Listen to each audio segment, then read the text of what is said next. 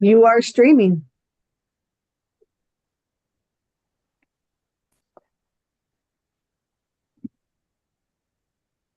Not a member of the committee. No. Customer service question.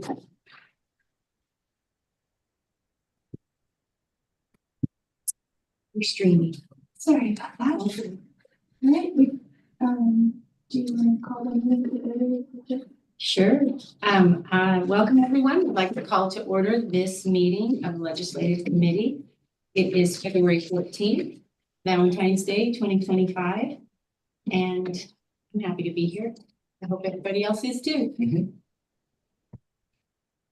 So what we'd like to do is this is the first legislative committee meeting of 2025. We'd like to just begin with some introductions. And so I'd ask our members of the legislative committee to start, and then we'll go to our contract support, and then we'll do staff. So if that order is okay with everyone, I would. Great. You've just done yours. I'll start without my name. I'm Julie Hoyt. I'm the Salem's mayor. Councilor Nishioka. Hi, Councilor Nishioka. I serve as alternate. I don't see Dr. Brown is here. So I serve as alternate now on this committee. Thank you. And Councilor Gwynn. Deanna Gwen, Councilor Ward 4, and I am having issues with my video, so I apologize. I look like I'm Star Wars or something, but I'll Dr. fix Brown. Dr. Wait, Brown? did someone call my name? Yeah, would you like to introduce yourself to the group? Yes, good morning, everyone. Happy Friday. This is Dr. Brown. It's good to be here. Thank you, sir. Now we're moving on to, Did we hear from Nordic? oh, Councilor Nordyke. I'm sorry, yes. Good morning, Councilor Nordyke, Ward 7. Thank you. That completes council introductions. Perfect. And so then today, representing our federal lobbying support, we have Terry. There's Terry Hubert and Janet. Would you guys like to do some introductions, please? Sure. Terry Hubert with Summit Strategies. I'm a partner here and have been with Summit Strategies for about 3 years. Mark Dedrick, my colleague, is usually on this as well. He is actually from Silverton, just up the road from you, but he is actually traveling today and not able to join. Janet, do you want to introduce yourself? Hi, everyone. My name is Janet Jimenez. I'm a legislative assistant with Summit Strategies and happy to be here. Thank you. And then Justin, would you mind doing an introduction, please? Sure. Madam Mayor, members of council and staff, nice to see everyone. My name is Justin Martin, and I am your contract lobbyist here in the state of Oregon, and also reside here in the city and love my hometown, born and raised. Go Salem. Thank you. And then I want to make sure that as a committee, your first meeting, that you have a sense of the staffing resources and support that we have for legislative work that we do here at the city. And so I'm going to ask all of our staff to just sort of provide, please, an introduction, the area in which you participate on the legislative, what you're representing here. And if you might just share any of the affiliations for professional associations that you also on occasion are asked to represent, if that's okay. And so I'm going to start with the people in the room. They get gold stars. So Trevin, would you please begin? Sure. I'm Trevin Upkeys. I'm a deputy chief of the police department, and I look at broadly public safety, help Brian with some PSAP stuff, so our dispatch center, and then emergency management as well, and whatever else Nicole and the rest of the crew throw my way for legislative. This year is a little bit less than usual, so. And PSAP, for the uninitiated, is Public Safety Answering Points. Oh. Yes. We are an acronym rich. Yeah, put money in the jar. Yeah. And often, on occasion, the acronyms can be different for different disciplines, so that's really fun. Brian. I'm Brian Carrera. I'm assistant fire chief with the fire department. I oversee, of course, fire, emergency management, PSAPs, 911 center, fire marshals, anything we have to do with fire safety and wildland interface. I'm going to back up for just a second. Sorry for the way my mind is working. Would you please talk about the Oregon Association of Chiefs of Police? Yes, so as another distinct lobbying group for public safety, there's the Oregon Association of Chiefs of Police, and they have a lobbyist that sometimes partners with Justin on law enforcement related matters or public safety matters broadly. So that can also delve into homelessness, substance abuse disorders, mental health, especially this go around, which is going to be focusing on civil commitments and things of that nature. And so quite often they are ahead of where we are just because our process is a little slower for being that way. And so as Justin may talk about, they align usually pretty well with our policy statements. And so they do a little bit better job or a little more efficient job of advocating same positions as us. And so they do a pretty good job of being ahead of that curve and having that voice in the Capitol that usually aligns with where we're at as well. The chief is currently serving as a representative for the legislature on civil commitments. So he's kind of the OACP's spokesperson in that realm. So we work hand in hand with them. Thank you. And then Brian, do you want to add any depth for how fire can be engaged legislatively besides the city's fire? Yeah, we also partner with Oregon Fire Chiefs, the Fire Chief Association, and with the Oregon State Fire Marshal's Office. So a lot of those two entities bring a lot of support and push towards the legislature to be able to see if they can improve or enforce certain standards within the fire marshal or the Oregon Fire Chief Association's realm. Thank you so much. Hi, Jessica, you're next on my line of vision. Hello, everyone. I'm Jessica Blakely. I'm the Director of Development for the Salem Housing Authority. I also serve as a board member for Housing Oregon, which kind of tackles state issues at the legislation. Also, steering committee member for the Land Use and Preservation committee for the Housing Alliance, which also represents issues related to housing at the state level. Formerly and currently serving the final piece of the Rulemaking Advisory Committee, which is with DLCD. They are working and we are working on the housing needs analysis process for the housing production strategies, which will be coming to the cities. Nationally, I serve on the National Legislative Committee for NARO, which is the National Association of Housing and Redevelopment Officials. And so each March I travel to DC to legislate for or advocate for HUD resources and any type of federal programs. So everything housing. Thank you, Jessica. I'm going to take the privilege of seeing everyone and follow subject line to ask Eunice to go next, please. Sure. Eunice Kim, Planning Division, Community Planning and Development. I cover things related to planning, development, land use, and then I tag team housing with Jessica and Sarah. I am a member and past chair of the Legislative and Policy Affairs Committee with the Oregon chapter of the American Planning Association, and I participate in the League of Oregon City Housing and Land Use Policy discussions. Thank you, Eunice. And I like the way you've transitioned to Sarah. Sarah, would you like to say a couple of words? I saw you earlier. I don't know if I see you now. Upper right. I'm still here. There, sorry. It's like Brady Bunch here. It's a little confusing. I understand. Good morning, everyone. Sarah Long. So I represent what is now the Urban Development Division of items. So that is everything from economic development, urban renewal, development. It kind of ties in some with what Eunice does when we're looking at, how are we developing the land? How does that work in terms of our developers? So a little bit different than the land use perspective of it. Also tag team on housing, and then, a little bit in the real estate, a little bit in the aviation. So it kind of just depends on how the bills come out. We partner a lot of those things. I am a previous chair of the Oregon Economic Development Association's Governmental Affairs Committee, and I also still serve on the committee itself. Our group also utilizes a lobbyist through Tonkin and Torp, who Justin has a good relationship with. So a lot of times we're able to connect some of the issues in that way to make sure that we're getting Salem's concerns kind of known in those conversations as well. Thank you, Sarah. I would like to ask you, Jason Pulley, to go next. There's, I'm looking at that housing and economic development SDC nexus, please. and everything else you do. Good morning. Jason Pulley with Public Works. I primarily focus on water, wastewater, stormwater, natural resource issues. I do touch on housing when it comes to SDC collections, SDC waivers, affordable housing, SDCs, things like that. I'm also the current chair of the League of Oregon Cities Water Wastewater Policy Committee. Yes. Perfect. Thank you, Jason. Hey, Julie, I want to talk about transportation next, because I think that's also related.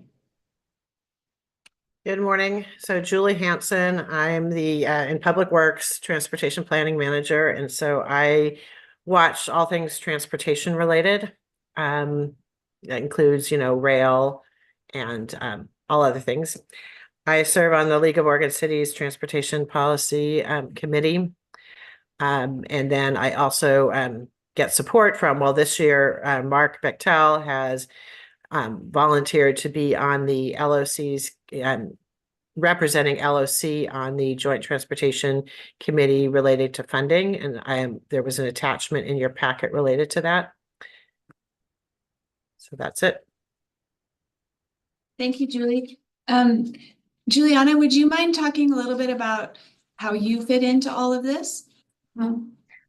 Hello, Juliana Douglas. I'm the Climate Action Plan Manager, and the Climate Action Plan has areas that it bleeds into, including solid waste, transportation, and energy. Thank you. And then, hey, Ryan, solid waste, boom, boom, boom. This is working out perfectly. Thank you all for playing along. Hi, Ryan Zink. So I'm in the Finance and Budget Office as the franchise administrator. And so my roles and kind of the area here include obviously solid waste, as you're all become very familiar with lately, but also our relationship with our other utilities, including electricity, natural gas, cable TV. And under that cable TV umbrella is our relationship with the Cable Regulatory Commission, which is a joint between the City of Salem and Marion County, and then the funding of CC Media under that. Additionally, that includes both wired and wireless issues around wired and wireless telecommunication and broadband. And so in terms of just some associations and such that I am a part of, so I sit on the, it's called SWAMAC, which is a Solid Waste Management Advisory Council, which is an advisory council to the Marion County Commissioners. Additionally, we're the city, and I'm a member of what's called NATOA, which is the National Association of Telecommunications Officers and Advisors, which is a mouthful. And so that is a national lobby and advocacy group for advocates for local government in that area, that broad category of telecommunications, again, including cable, telecom, and broadband. And then there is a local chapter called OATOA, and I'm the VP of that local chapter. Thanks, Ryan. And then Josh, I wonder if you could talk about your role and the view you have from your seat. Yeah, good morning, Josh Eggleston. I'm the Chief Financial Officer with the city. Ryan talked a little bit about what finance does, but I pay attention to other things. So revenue, taxation, other things that could impact the cost of service. Every session we get quite a few like PERS related bills, things like that. As far as like larger associations, Government Finance Officers Association, both the local and the national areas. And then also I meet regularly with other finance directors in Oregon, the OR7. So, I mean, that's how I get a lot of impact, and we're able to work together with other similarly situated cities. Thank you. Thanks, Josh. And then I wanted to see if Michelle, I don't know if I see, oh, there. Hi, Michelle. I wanted to see if you could talk a little bit about your perspective on legislative matters and how you rope in too. I'm the lasso. Michelle Bennett, the Assistant Director of Human Resources. This year has been a very heavy year for HR. There are a lot of labor initiatives, bills, both in the House and the Senate this year that impact the city, both financially and impact management rights as to managing our employees and the operations of our business. I too, similar to Josh, meet on a regular basis with peer cities, as well as HR directors through the Northwest of Oregon. And I'm also a board member for the Oregon Public Employers Labor Relations Association. So there's a lot on our agenda this year for HR for sure. Thanks, Michelle. And then Scott, do you want to round us out? And I'll honor one person who's not here, but Scott? Good morning, Scott Archer, Deputy City Manager. I oversee the Community Services Department and functions. Those include Parks and Recreation, libraries, Center 50 Plus, our senior services, neighborhood associations, some of the homeless work that we do, or the response, and a couple of other things. I'm engaged at both the state and national, international level with Oregon City Managers Association and the International City Managers Association, member of both Oregon and National Recreation Parks Association, and a few other things, and anything else that helps the city out. Thanks, Scott. And then I just want to recognize that we're missing one member, Mark Weinstein. He had a different thing going on today, which is fabulous for him. It's not because he couldn't get here. And what Mark does for us is he looks out for liability possibilities that might impact the city. He looks out for any public records changes. He looks out for recreational immunity changes, things that could hurt the city in a bunch of ways. And he also generally gets to look at everything. So he helps us in a lot of foundational ways. And so I want to just thank everybody for participating and doing that with us. I'm looking at today's meeting as more of an opportunity for us to share information. This session is long. It is not urgent to address any particular bills. And as you can see from the depth of the membership of this group, we have a lot of other ways we're not alone. We have a lot of other ways that things can be addressed. And it doesn't have to always be the city's voice. So just want to make sure you saw the depth that's available to us. And I want to also just mention there were a couple of references to the League of Oregon Cities. We also rely heavily on what they're doing and let them often take lead on many things. There are ways in which our interests are aligned with other cities. We're also kind of unique in that we're the second largest city in Oregon, which is really easy to forget. But most other Oregon cities are smaller and have different needs than us in some cases as well. So I wanted to make sure we all had that foundation. Thank you for playing. And then I wanted to ask, in my opinion, today is really more about the state session, but it is really important to keep up to date with what's going on federally. We are very good lately at getting appropriations. And so I want to make sure you have some context about what's going on in that realm and how it might impact some of the things that we might be chasing for federal funding. So Terry, would you mind talking a little bit about actually, and maybe Mary, you want to join in too on your recent DC visit. So Terry, maybe you can lead and then the mayor can join as she wishes. Sure. Well, I started off by saying that the mayor was back in DC for, I think, a day and a half, 2 days, a whole, I think, 40 hours after she was sworn in as mayor. So she really got the fire hose treatment here of jumping right in. Did a fantastic job of representing Salem back here. We took her around to the delegation offices to do an introduction really of herself and to remind people about the priorities and the importance of Salem as the second largest city in the state and all the unique things that we have going on. I think those meetings went really well. I don't know, Mayor, do you want to jump in and talk about those at all?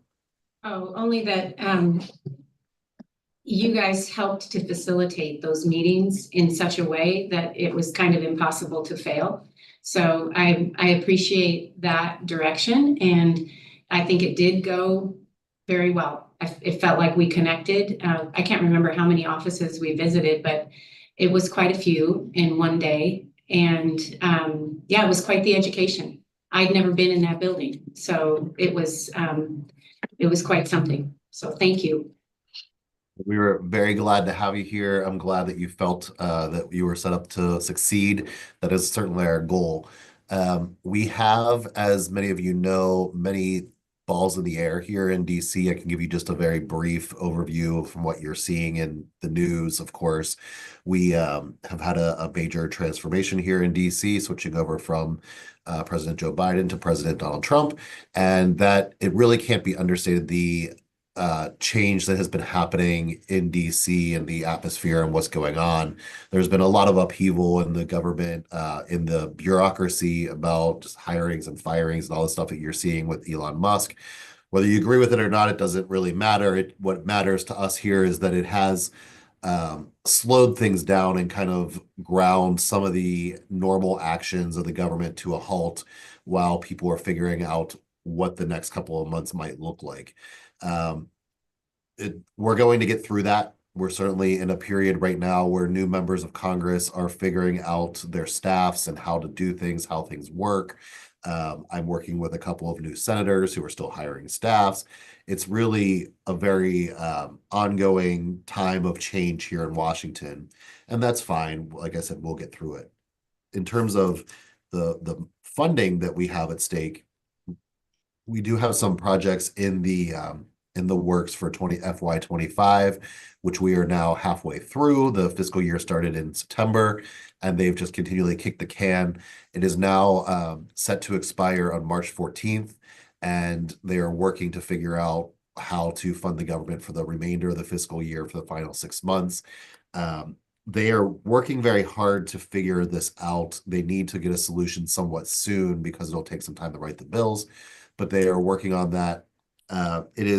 There's a threat that they could do what's called a continuing resolution and fund the government at last year's levels for the entire year.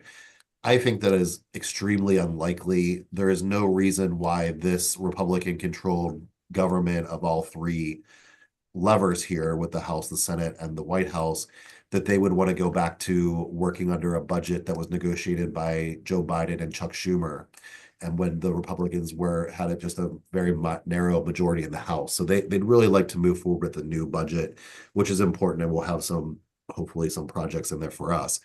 Once they figure out how to get through that process, which is going to it's a little tricky at the moment, but they're working on it.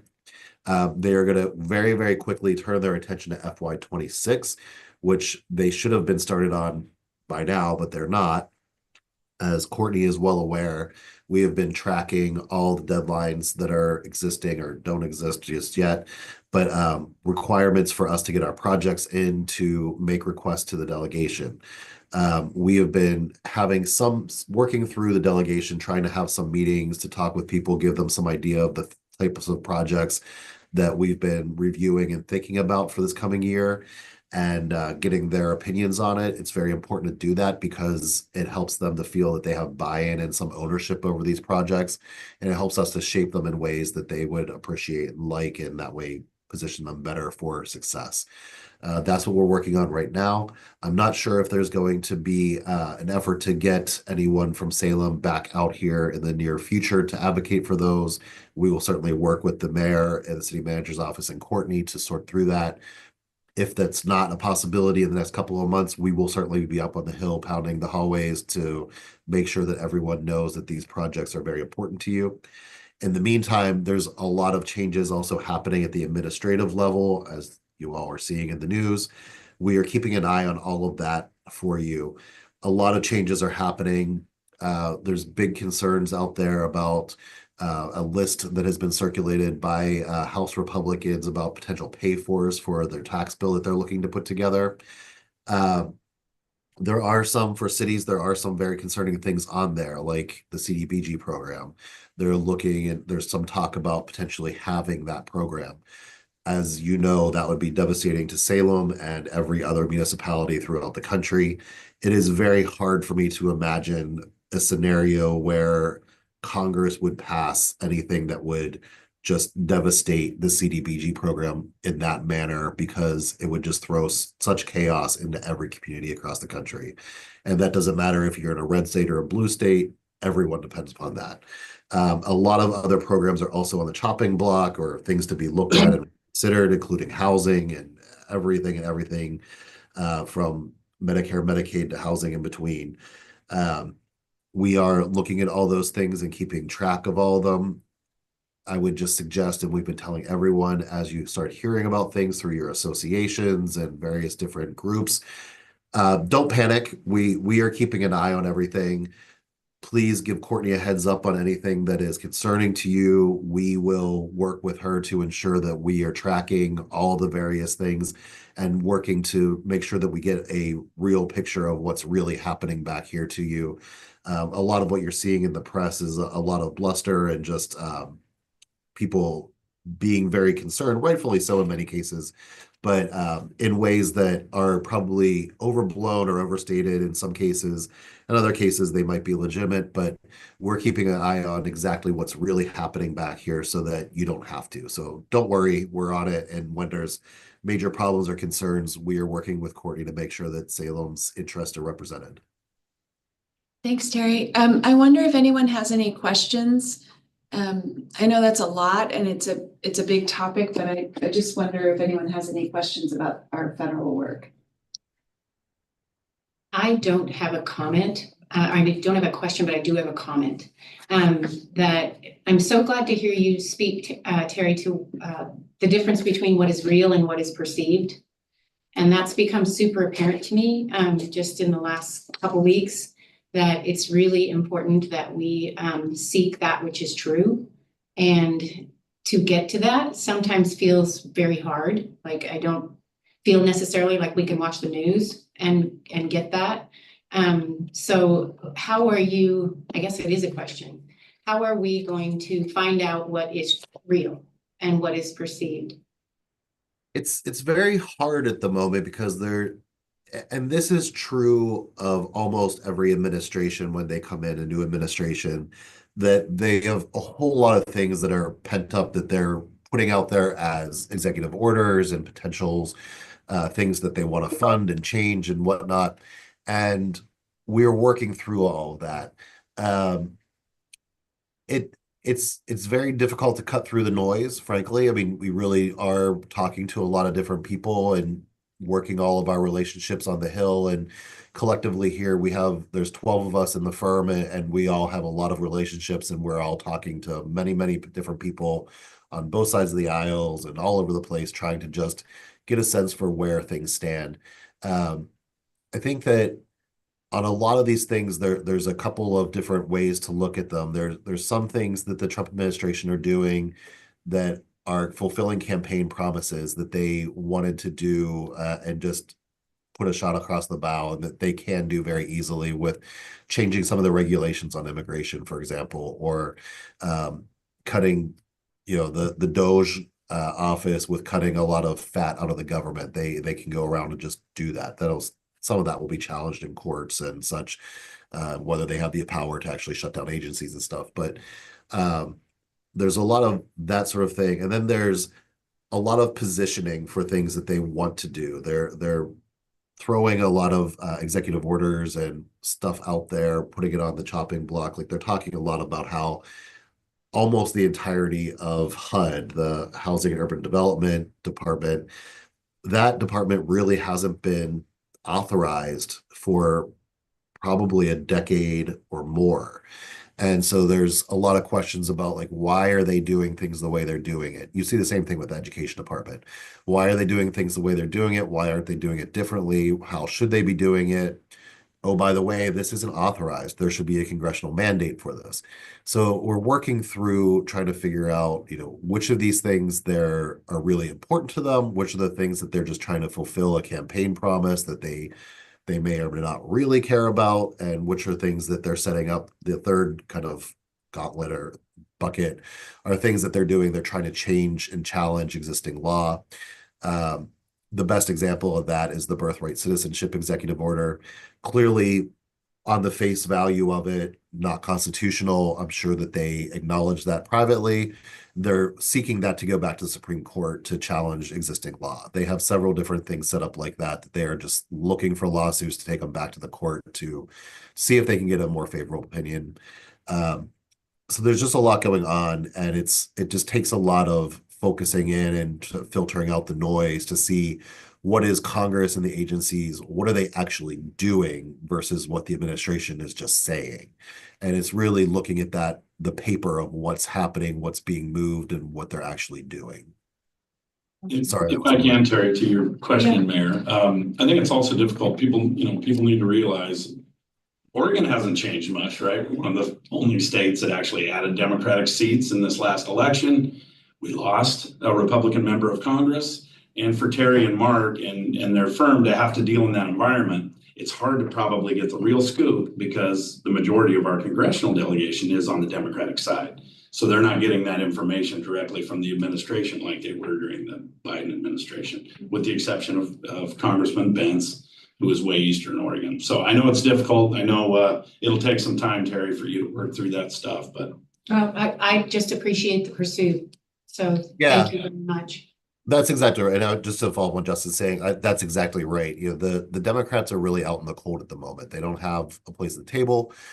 So we are working our relationships throughout Congress on both sides, outside of Oregon too, just to get information. Oh, I see Vanessa has her hand up there.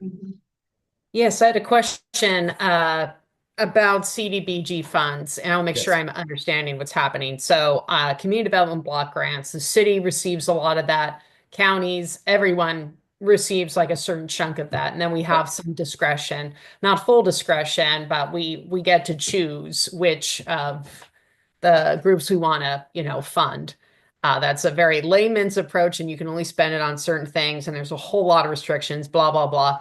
I'm just kind of, I'm just wondering, there are current CDBG grants open right now where the people who receive those funds they simply submit reimbursement back to the government, that whether it's a city government, county government, or whatever, to, say, okay, we're spending down the money as we agreed because we were awarded these funds like a year ago.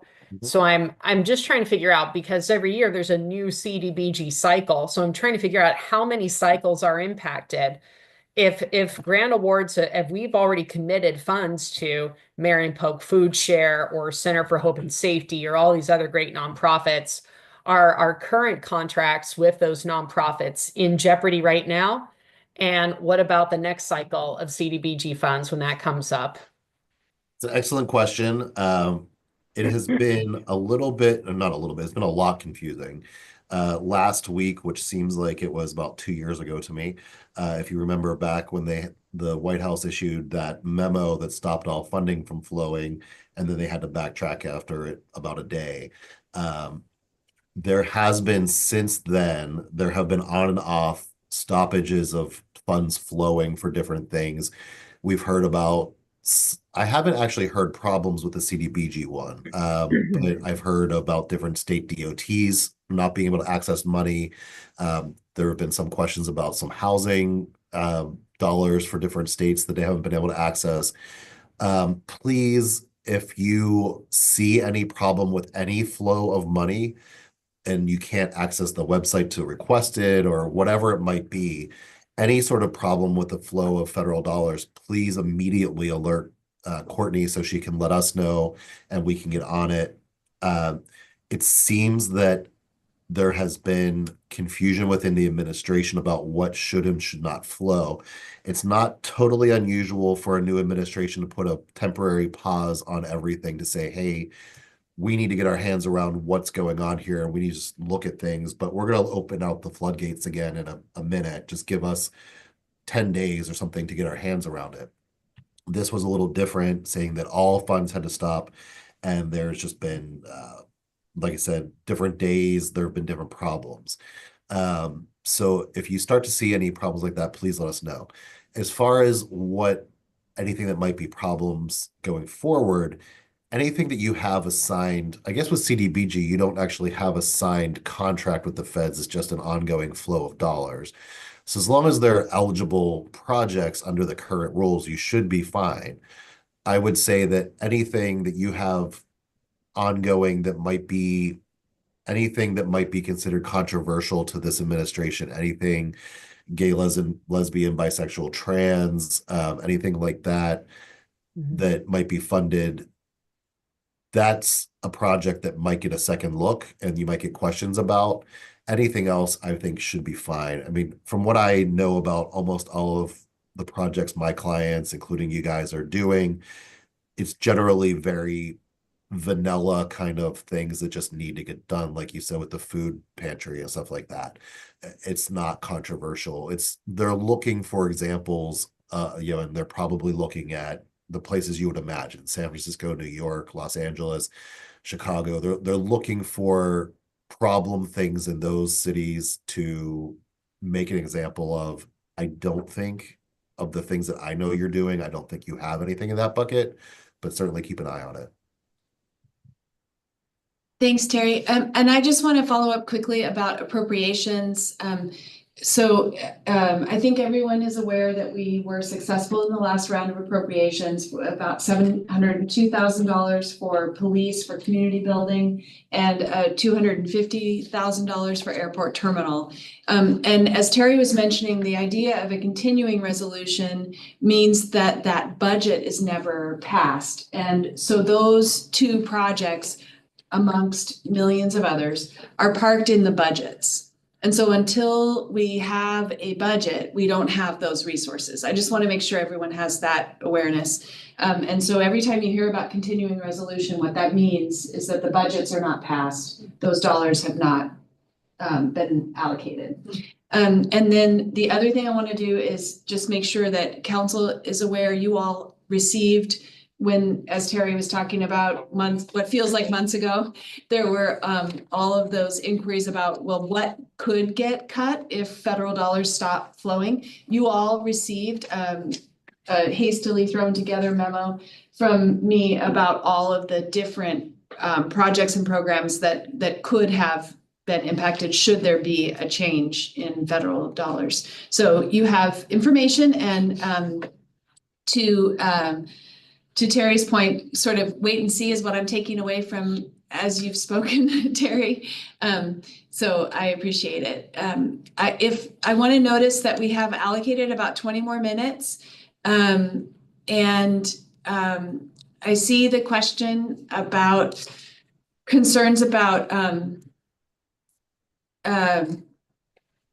potential impacts to immigration and refugees. And I just want to share that I think our police chief has put out a great statement on that in Spanish and English, and I'll make sure that everyone on the call has it. So if it's okay, I'd like to just move towards the state information and session so that you all have a sense of what we're doing there.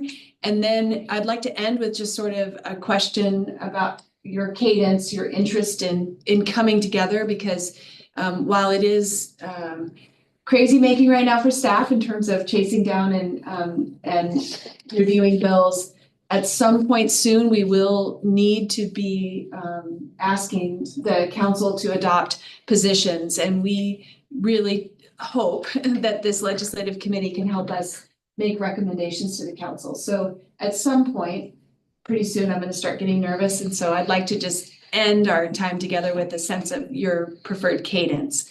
But if we could just switch for a second over towards conversation about state. Justin, would you lead us off?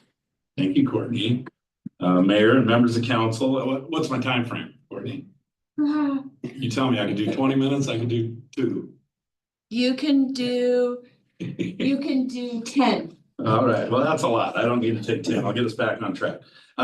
With that, for our new council folks, we've just had a really solid program, right? I've had a lot of clients over my past 21 years owning my own firm, and the way we operate, I mean, you guys should be really proud of your staff, the way staff responds. We ask a lot of staff, but the information and the response we get is really second to none. And I mean, I think that's a true testament to the city and the systems and the programs that you have in place. I'm very proud to institute those programs once we get that messaging, once we understand where people are on the specific policy bills, and take that into the Capitol. We've been doing meetings early on, the mayor and I.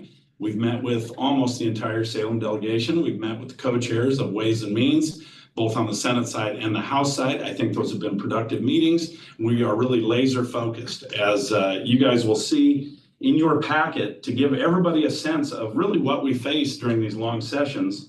In 2023, there were 2,970 bills introduced in the legislature total. And at the end, 655 of those were active. So that's about 22%.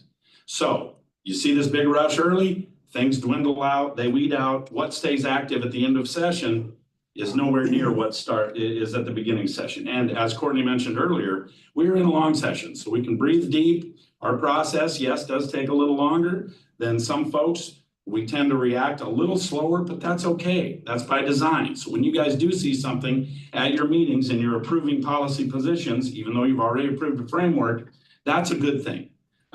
Courtney also mentioned our partners. We really do work well in collaboration with interest groups that also have similar interests to the city, whether it's the League of Cities, whether it's police chiefs, whether it's fire chiefs, whether it's the firefighters on the labor side. We really do work with them, whether it's Sarah at OEDD or Ryan with some of his telecommunications stuff. We've got good relationships there, and we also are very strategic about how we spend our own political capital.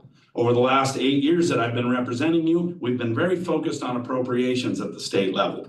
And we've actually pulled about $63 million plus out of that building. So we want to continue that. We want to be strategic with our priorities. I also want to mention to new members of the legislative committee and all of our city council members, since we are so close to the Capitol, you will be called upon, whether it's from interests within the organizations we represent, or whether it's constituents, or whether it's our own Salem delegation, you will be called because you're close. And I would just advise, you will be called a lot. And the more you show up, the more you will be asked to do that. I know these are volunteer jobs. We know everybody's heart is in the right position, but please be careful with your time and make sure that we're very strategic about how we do that. We don't want to limit what you say, but we do all want to be on the same page, and we want to make sure that that message is strong when we're in the Capitol and we're representing our city. So those are just a couple of things. Of those 2,970 bills in 2023, we tracked about 567 of them. And at the end of session, about 12% of those were left. So when we see all this stuff, or we get a governor's recommended budget, and we know all these things are happening, the reality is everything will filter through the system. We'll either catch it with our other interests, we'll catch it through our tracking through staff, but the reality is it all comes together. And I've mentioned this a bunch, and you see in your packet, you've got the legislative calendar. A lot of this is really work that starts as soon as that May revenue forecast comes out. So that's the 6 weeks. That's what the short session emulates, is that kind of really compressed time frame. So we're setting the stage, we're doing that ahead of time, and we're doing a good job with that. But I just wanted to give you guys a sense of how many bills are actually in play. This session so far, we've had 2,800 bills already introduced, with more coming. So there's more and more bills, and I've heard talk that they might start limiting that. 506 bills have been assigned to your staff members. 160 of those bills are study bills. Why that's relevant to mention is a lot of people throw things out with a certain relating clause. We're going to study this, we're going to study that, and then those can be used later on in session. So those placeholders and study bills are in that mix. But again, understand, at the end of the day, we're going to really narrow those down. In our meetings with the Salem delegation and the co-chairs and leadership, we've been focusing on Capital District. We've been focusing on the work we've been doing around State Street, trying to enhance public safety on that northernmost side of State Street. And then we've been talking about a couple specific requests for the airport. So those are introductory things. We're introducing the mayor. We've got a new city council. We've got a new mayor. The meetings have been good. They've been very unscripted, very loose. We will get much more focused going on later in session, but I think we've got really good feedback. We also really benefit being here in the Valley because we get a nice touch of legislators. So we're not just all Democratic legislators. Two of our senators, Gerard and Thatcher, get small pieces of Salem, but it's nice because we get to kind of swim down both sides of the aisle. We have Representative Mannix, who's very in tune with what we're doing here, as well as Representative Evans and Representative Anderson. So we've made sure to make those introductory meetings, let everybody know what we're working on. And I think we've had some early success. But again, it's just a long grind, and I'm just really pleased with staff. I know I've told you guys that a million times, but it's really one of the most organized clients I've ever worked for, and we really appreciate the help on both sides and want to do whatever we can to continue that success well into the future. So with that, Courtney, that's kind of our overview now. We've got lots of time left, and I think we're going to get into some specific bills here in a minute. Thank you very much. That was excellent. Does anyone have any questions? Oh, hi, Councilor Nordyke.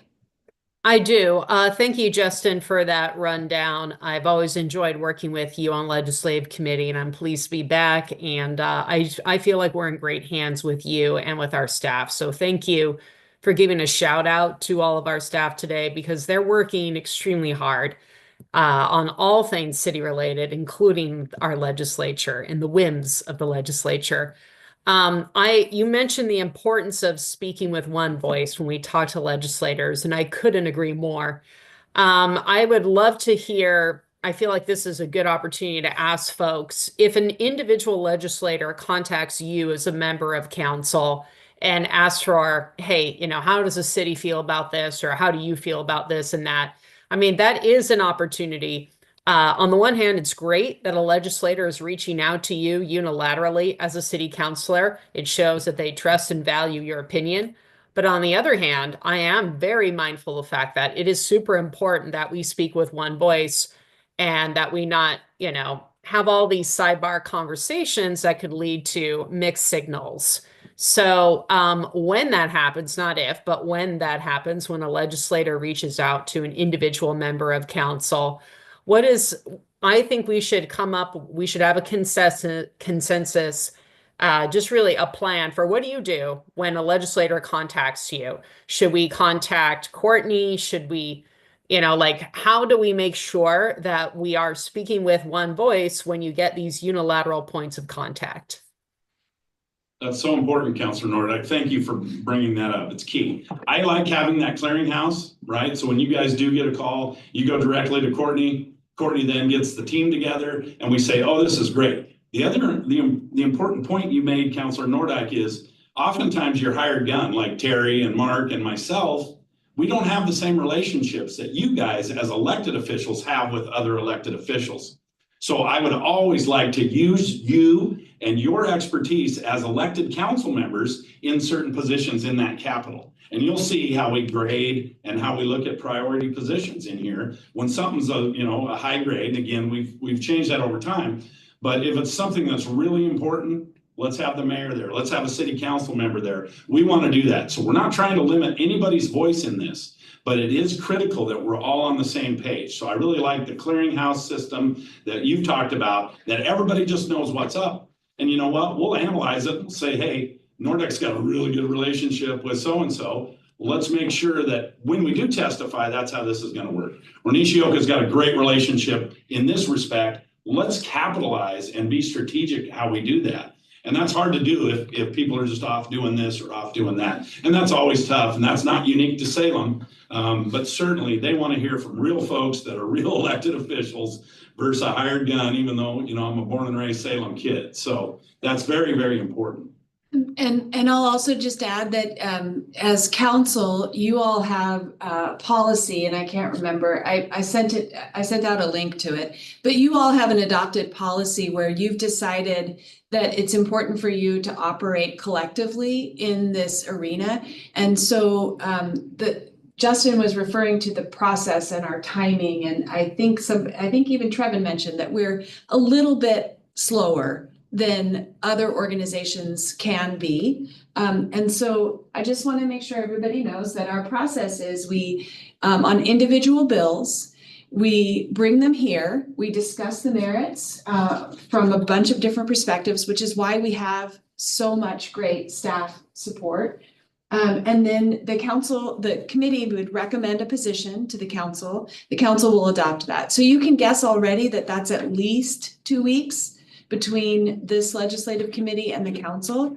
And so to help us be a little bit more nimble, the council reviews and approves policy statements that help guide how we position the city before a legislative session. And I put those in your packet today as well. Those were last adopted in September of 2004. There's a possibility, an opportunity always for us to reevaluate those and send those back to council. I want to also just say a moment's caution. In the last couple of sessions, bills have been really creative and touching several policy areas at once. And so that puts us at a little bit of a disadvantage because our policy statements are issue specific. And so when a bill becomes more complicated like that, we always want to bring it forward to you for your consideration because it can have trade-offs that might affect two different policy areas. And it's really important that we hear from you before we as a city take a position on a bill. And so we don't probably have time today to really get into the policy statements, but I would encourage each of you in the time between such that you have time in your volunteer capacity to examine these policy statements and consider whether some modifications might be merited. In particular, we'll move into, I wanted to show you guys how we work on bills at the end of this agenda, but in particular, I just wanted to share civil commitment has been one of those issues that has been coming up that has been intriguing. We don't currently have a policy statement that addresses that. So I just wanted to share this stack is the bills on civil commitment this session. I can't remember if there are more than 10. I think there are probably 20 bills relating to civil commitment, a whole bunch of different ideas. And so if the committee is interested in adopting a policy statement about civil commitment, that will help us be more present in different areas of testimony opportunities. So I don't want to talk about that today because it's too big, but maybe we can talk about it next time we get together. So if it's okay with people, if there aren't any other questions, I want to hit the last section of the agenda quickly. I'm not seeing anybody concerned about that. So, Courtney, I have lots of questions and thoughts on civil commitment, but in the interest of time, I will set up a meeting to talk with you about that. But I think we can't not have a position on this issue. It has a huge impact on the city of Salem because we are home to the Oregon State Hospital. So we can't be silent on that, but there's a lot of stakeholders with varying points of view on how to treat persons with mental illness. So I think it's going to be a highly sensitive matter, and I think we definitely need to set time aside to appropriately discuss that and vet that in the future. Yes, agreed. And I saw Dr. Brown was pointing at himself as being someone else who has interest in that. I see Councilor Nishioka nodding. I'm hearing it from Gwen, and I hear it right here in this room. So what I want to suggest is that we can use the bills that are currently being tested as a place to form a position. I can draft something, any one of you can, and we can talk about it at our next committee meeting. So that would be the best way forward in the interest of time.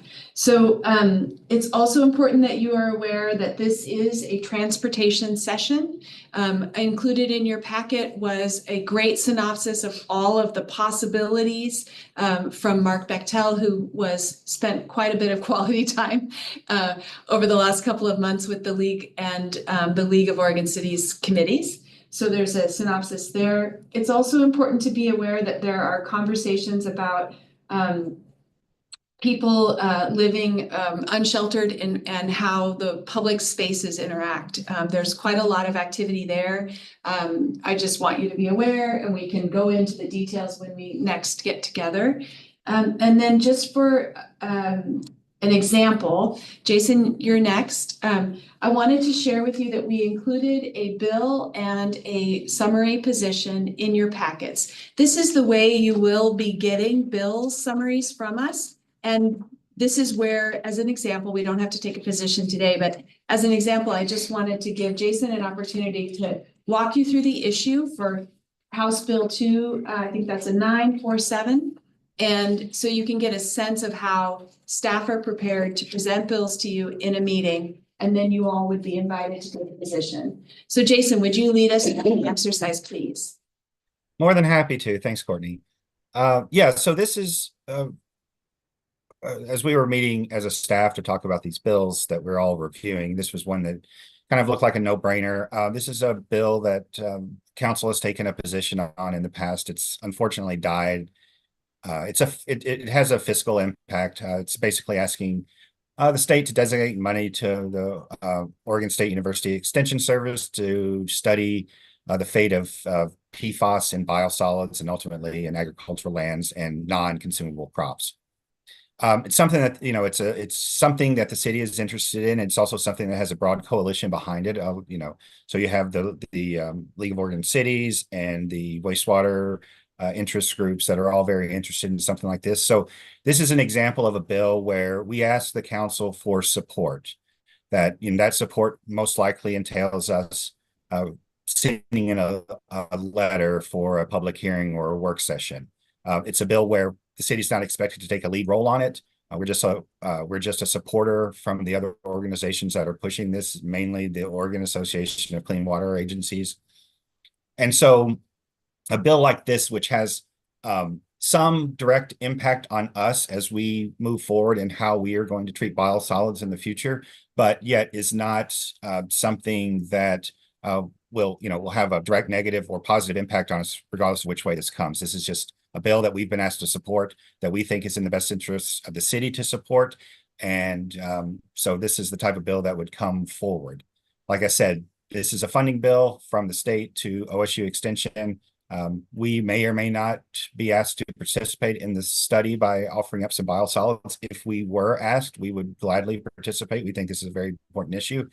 But it's something that's not covered in our policy statements. And it's something like this, at least in my portfolio, that I would bring from time to time where I know this is moving. And as we talked about the timing of this issue, or the timing of how we get our recommendations to the committee and how those recommendations are adopted, this actually had a public hearing on the 10th. We were not able to gather ourselves quick enough to get in a letter of support for that. So we hope to catch it in the work session to lend some support. And then hopefully if it moves to the other chamber, we would be in a position to support that. So one ask gets us all the way to the finish line if the council believes this is a priority for the city to support. How'd I do, Courtney?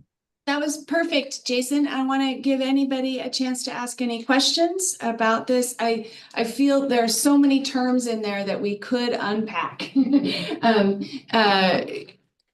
So everyone knows that we, the city, create biosolids at our wastewater treatment facility, and we then offer those to farmers for non-human consumption crops. So everybody has that basic understanding. Are there any questions about this bill or questions of Jason about how it could or could not impact the city? I'm just wondering, when you say that we offer up these biosolids to farmers, are you saying, do we sell it to them? Is this like a revenue stream for us? Jason? Not so much. It's more of a, I hate to use the term because it's getting a bad connotation in the news these days, but a quid pro quo, right? So they're doing us a favor by accepting the biosolids, so it saves us in hauling and disposal costs. And they're also getting a benefit because it's basically really cheap fertilizer that they can use on their agricultural lands.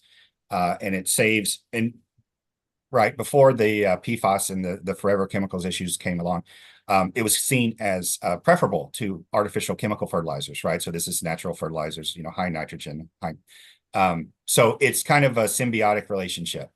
And so why this is important to us is, as the EPA is moving to regulate these chemicals more and more, and land application is may or may not be proven to be, a residual in the soil for, decades or hundreds of years to come. We have to start looking at the options. If we cannot offer up our biosolids to ag use, then we would be looking at the expense of trucking and disposal costs at landfills or other methods to dispose of these chemicals. Thank you. That was perfect. That was a great example of how we would bring a bill to you, how we would give you some context from the city as an organization from our perspective, and how you would give us questions and we can work to shape a position. I would like to suggest we don't need a position today. I know, Jason, there's a work session coming up and we could, but if you were to adopt a position on this bill, the next step is I would take that bill, put it into a council packet from the legislative committee with a recommended position. It would be on the consent agenda unless one of you wished to address it on the floor. So that's how the process would go. It feels, please forgive me, but it feels a little less important to take one bill today to council on the 24th. But if you wish to, I would, by all means, I would write the staff report and forward the position. So that's how it works. You would all make a recommendation to staff to send those bills forward. I don't feel that we have time to talk about the other ones. Is there anything else you want to do today? I really would like to know how often you would like to meet. But is there anything else that you would like to do today as a committee? Anyone? Dr. Brown? Yes, thank you. So CSO, and I think Councilor Nordyke already, hinted to this. So it seems like there's a lot of, good discussion we can have about a variety of things. So how do we weave in, more discussion time to kind of really get into, the weeds of some of our issues? So I'm just trying to figure out, like, how does that work? Do we set up separate meetings, or do we extend our time? Like, what does that look like going forward? Well, it's a great question. And so what I want to say is today, I thought it was really important for all of us to come together and have sort of a conversation about what expectations, how this works. I think we've achieved that. So if you want to meet, right now we're set up to meet on Fridays at 11. We can do that weekly. We can do that twice a month. We can do that once a month. We can do that as you wish. Typically, the legislative committee, when there is not a session, is meeting once a month because there's still business to do outside of session. When we have session, it does speed up and there is a little bit more of an urgency, and we can meet as often as you all would wish to discuss. So today, I think, is a little bit unusual for a meeting. If we want to talk about civil commitment next time, we could do that and probably look at 10 to 15 bills that staff are concerned about or feel are moving quickly. And we use a lot of different diagnostics to determine if something has legs. So we would also present that to you as well. So the way I like to think about this is I like to bring, especially a big topic like civil commitment, or like what we're seeing with unsheltered in public spaces, those topics, there can be quite a few bills. And my preference is to just bring the gamut of topic in that one area and talk about that in detail, in depth, and then let that inform the positions on individual bills. So that's the way we've been, housing 2 years ago, housing, we talked about housing a lot instead of individual bills, if that helps. So there's room to do a topic and take positions on bills. Councilor Nordyke? Thank you. I want to start by saying Justin is exactly right. There's always thousands of bills that come at the start of session. And there is a natural culling process. Some of them won't get a hearing. They won't get this and won't get that. And so I don't want us to waste Courtney's time or all this. This is a lot of staff being pulled away from their duties for these meetings. So I always believe in meeting when we really need to meet and not an hour more. I prefer to meet when I feel like, okay, this bill on civil commitment is rising to the top of the heap, or this bill on how to address homelessness and housing after the U.S. Supreme Court weighed in on the Grants Pass decision. It's like you can spend a lot of time spinning your wheels on bills that really don't have much of a chance. So I do think we should be meeting strategically to maximize the usefulness of our lobbyist time and our staff's time. With that being said, I do think we're probably going to need some time to really think thoughtfully about something that's sensitive to civil commitment. It's an issue that I'm really passionate about, but I know a lot of people in our community have ties to the Oregon State Hospital. They may have family who are patients there. So I would really love for us to, reach a decision on that. And that's going to take at least a little bit of time. So when the time is right, Courtney, when you feel that, okay, these are the bills that have potential legs, we need to decide whether to take a position and what that position would be. I really want to make sure that this legislative committee has enough time to really think about that. Another thing, this is more of a general 10,000-foot view comment. I encourage us to look at multiple stakeholders when we are making decisions on something like this. For the civil commitment realm, certainly we want to hear from our public safety partners, but I don't want us to only hear from public safety partners. I would also, for example, NAMI, the National Alliance for Mental Illness, has an Oregon chapter, and they are recognized as a thought leader in bills that relate to mental health. They were really instrumental in getting more funding for mental health and suicide hotlines through 988, for example. So those, I want to hear our police's point of view, our first responders' point of view on civil commitment, because they're the ones who are taking those calls. But they're not the only people who have a valuable opinion to add to this conversation. So I just like to know where those folks stand on something as sensitive as mental illness. And again, Salem is so uniquely impacted by mental illness. So anyway, I hope those comments all make sense. They do. Thank you. Is there anything else that you wanted to ask? No, not at this time. I'm like Dr. Brown, I'm just curious how we work together. Is it only in this large group, or can we have communications with each other or with you to kind of get to a closer place before we take the time in this larger group?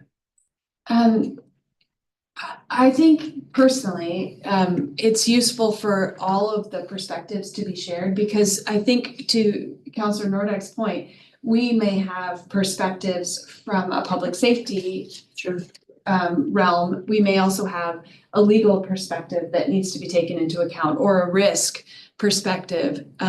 There are so many here on so many issues, which is where I feel we position the city best, is taking into account all of these different views from the room and from outside the room. So my preference would be to have the dialogue from all of those perspectives. Good. And again, there is some business that this group, we the city need. And then there's also the broader conversation and topic to work out a position on different things. So it feels like there might be an appetite to meet at least every other week, if not more frequently. Should we set an every other week cadence for now and see if there's interest to do more? And that was my question too, Courtney, that how is the ramp built? What is the best pace for things to get us to that ready point? So to Justin's point, and maybe you want to speak as well, we've talked about the volume right now, which can be overwhelming and crazy making. Some of those things are going to filter through based on the timeline that I provided in your packets. And so it's that question of what's the right use of our time together and when. And sometimes that we can guess wrong, like a weatherman. Sure. And so I feel a sense of urgency about clearing some of the bill positions through. Justin, do you want to share any other views? Yeah, I think, a couple of things. Part of my job, my firm's job for staff, is to weed through that stuff, like Councilor Nordek said. I want to make sure everybody's working smarter, not harder. And you guys are volunteers. Our staff aren't volunteers. But by the time you get that information, and to Dr. Brown's question, I want that information to be tightly packed so you can go through it, and we know that that's going to be a priority. And that's our job on the front end. And we do that. I use Eunice's example of like Eunice's you know, at a glance. Here's what's happening in the housing world, right? So then council sees, oh, here are the top issues. Here's what Eunice has identified as the top issues in housing. And that's what's going to be in your packet. You can study that before you come into the meeting. To Dr. Brown's point, you get to put some insight in there and you get a little bit of thought before we actually do get together. So that's great. I love, you know, I like accomplishing things, right? I don't like activity for activity's sake. And a lot of my colleagues do that. And they put that on their clients to make it look like they're really doing something. Well, there's a lot to do. I mean, we track alone in the last session, almost 600 bills. So let us do that front end for you guys. And like I mentioned at the beginning of this meeting, our staff is really, really good about getting that information. Our clearinghouse in Courtney is really good about compiling that information. And then we come together and we're actually able to do something that makes sense. What I don't want is all of us just going, you know, willy-nilly looking at this. We need to be focused, we need to be strategic, and we need to work smart. So that's, I think when you guys start to see these, you know, 1 and 2 pagers that's focused specifically on policy items, we've got our framework, great, but then we start to dive down. I use that housing example. It might be telecommunications. It might be Sarah on, you know, the enterprise zones and economic development opportunities. The next, you know, focus will be Jason and what's going on in public works. I mean, you'll start to see how it works once we get down that road. And again, I think it's on us, staff and my firm, to make sure to get the right information in front of you so you can make those critical decisions, because that's your job as a decision maker. That was very well said. Thank you so much. Oh, sorry. I see Dr. Brown, your hand. So just so I'm clear, our time today is going to expire in 15 minutes, or have we already expired in time? We expired. That's what I thought. Oh, so I'm just gonna put this into the space, and then you don't have to answer this question now. I just think it's a conversation for us to keep on having this talk. So my concern is, you know, we live in a city to where, what is it? 43% of the people that live in the city identify as Hispanic. And so my concern is that there is a lot of conversation going on with families who are worried about XYZ. And so those same families are the families that attend Salem-Keizer School District. Those families are the same families that vote for us in the space. And so when they come knocking at our door saying, hey, Dr. Brown, or hey, you know, Counselor Nordyke, you know, we need some guidance with whatever's going to happen, you know, next, whether it's fears about deportation or whether it's fears about not being able to have enough resources. I think those are some legitimate concerns that we got to figure out how to answer to our constituents, because I'm not convinced yet that we have a platform where we can talk with everyone in our city about the concerns that they have. And so I think it would be remiss of us if we didn't acknowledge this segment of folks in our city who have some legitimate concerns. And I feel like we are being silent about it. And so part of me says, we got to find a way to dig deep, because when I think about, you know, the work that Counselor Nordyke does, a part of me says one of our goals is finding a way to protect our families. And so I'm putting that into the space because I think we need room to have a greater conversation about it. Understood. And that might be something that we can talk about as part of the council agenda. Because that seems to be a greater need, city need beyond the work of the legislative committee. So we'll figure that out. I'll figure out a way to do that. Thank you for that. I agree with the importance, Dr. Brown, but I'm also learning here today that there's a real specific purpose for this group to prepare for the legislative work. And we are getting prepared for that through this body. So yeah, but this is a very important topic that we think we need to speak about. And we'll find a way to pull that into a council. Perfect. Thank you.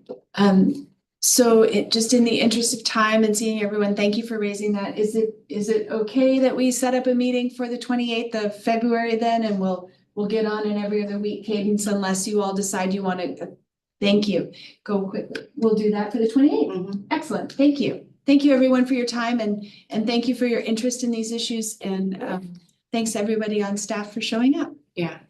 And you're adjourned. Thank you.